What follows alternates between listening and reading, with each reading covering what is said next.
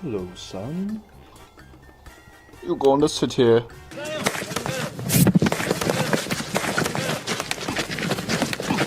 Fight back! Aí eu chego, não percebo, deixa isso aqui. Ai, ai!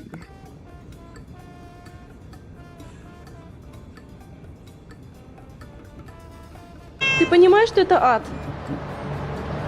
Я понимаю, что ты понимаешь, и я понимаю.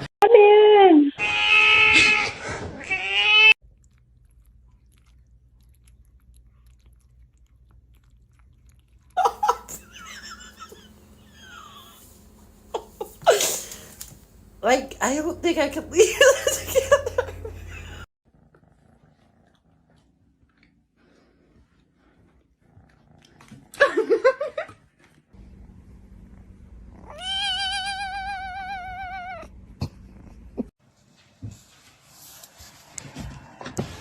We need to cut back on the calories. You are a fluffy cat, Cosmo. Trying to watch the movie. What do you need? What is this goblin stance going on here? Thank you.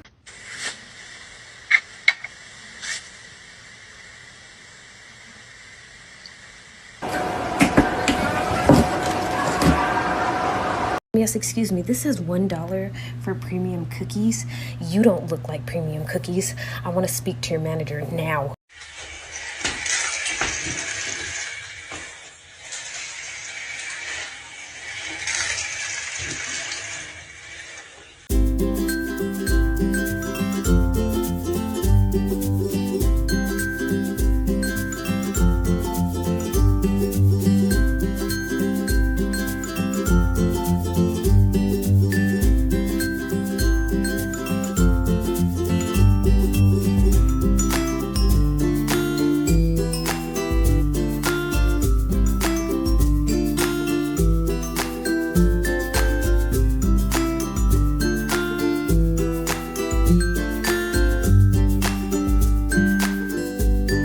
Hello everyone.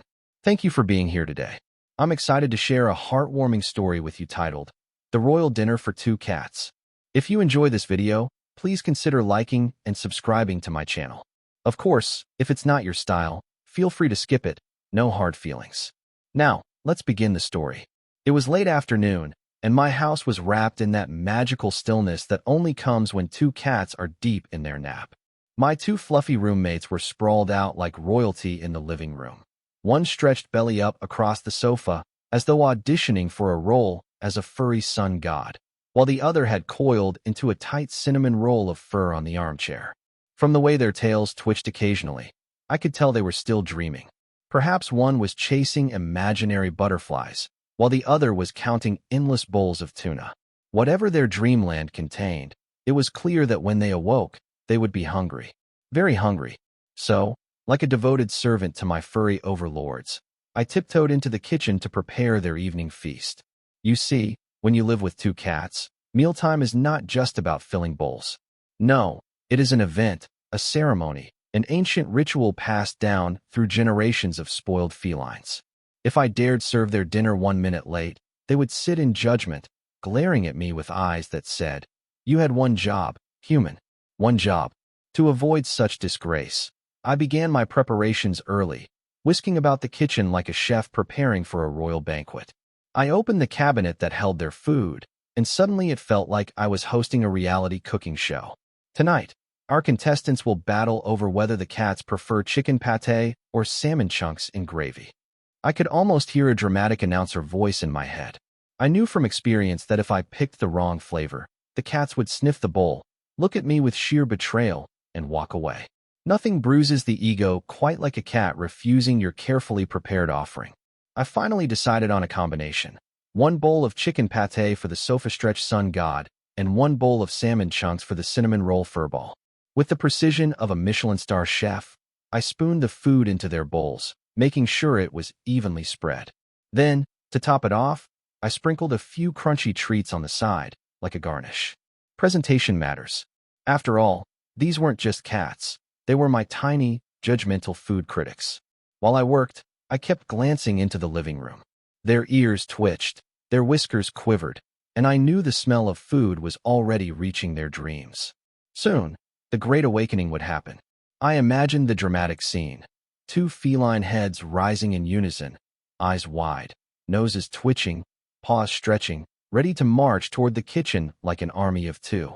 But before that moment arrived, I rehearsed my lines. "Dinner is served, Your Majesties," I whispered to myself. One has to maintain the proper level of respect, or else risk the disapproval of the royal court. At last, the moment came. The sun dipped lower outside, painting the room in gold, and the cinnamon roll of fur unfurled into a cat-shaped creature. A dramatic yawn split the silence, followed by a luxurious stretch that looked as though he had just woken from 1,000 years of slumber. On the sofa, the sun god twitched once, twice, then rolled over and leapt down with the grace of a king returning to his throne.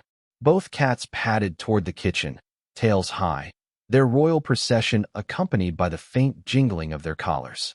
I bowed slightly. Yes, I really did. Then placed their bowls on the floor with a grand flourish. "Dinner is served," I announced in my best butler voice. What followed was nothing short of a feast. They ate with the enthusiasm of champions, noses buried in their bowls, paws delicately positioned as if holding court. The crunching, the licking, the tiny satisfied grunts. It was a concert of culinary approval. Watching them, I couldn't help but laugh. Here were 2 little creatures, less than a meter tall, ruling over me like emperors. And yet, I was perfectly happy to serve them. When the feast was over, they both sat down and began the royal ritual of post-dinner grooming. Licking paws, cleaning whiskers, tails swishing with lazy satisfaction. Then, as if to reward me for my efforts, one climbed into my lap and purred, while the other curled against my side. In that moment, I felt like the luckiest servant in the kingdom, because at the end of the day, this wasn't just about cat food or bowls or schedules. It was about love, routine, and the simple joy of caring for 2 fluffy friends who had turned my house into a palace of laughter and purrs. Yes, they ruled over me with their soft paws and demanding eyes, but in return, they gave me companionship, warmth, and stories worth telling again and again. So as the night settled in, I thought to myself, perhaps we humans could learn something from our cats. To rest deeply when tired, to eat with joy and gratitude, to stretch fully, yawn loudly, and savor life's small rituals. And most importantly, to demand love unapologetically, because sometimes the best way to live is to embrace being both king and kitten in our own little worlds. In many ways, the story of preparing dinner for 2 cats mirrors the routines and responsibilities we face in modern life. Just as the cats expect their meals to be ready at the right time, life often places demands on us that require consistency, patience, and a touch of humor. We may not all have 2 fluffy overlords judging our every move, but we do have work deadlines, family responsibilities, and personal commitments that demand the same careful preparation. What this story reminds us is that small, daily rituals, like feeding pets, cooking meals, or tidying up, are not just chores. They are opportunities to slow down and practice mindfulness. In a fast-paced world filled with notifications and constant multitasking, there is value in treating routine moments as meaningful. Feeding the cats becomes not just about food, but about care, love, and connection. Similarly, in our lives, showing up with consistency and respect, whether for others or ourselves, can transform ordinary tasks into sources of joy. The advice is simple. Embrace small routines, honor them with attention, and don't forget to laugh at life's quirks. Sometimes, peace and fulfillment are found not in grand achievements, but in serving dinner, lovingly and on time.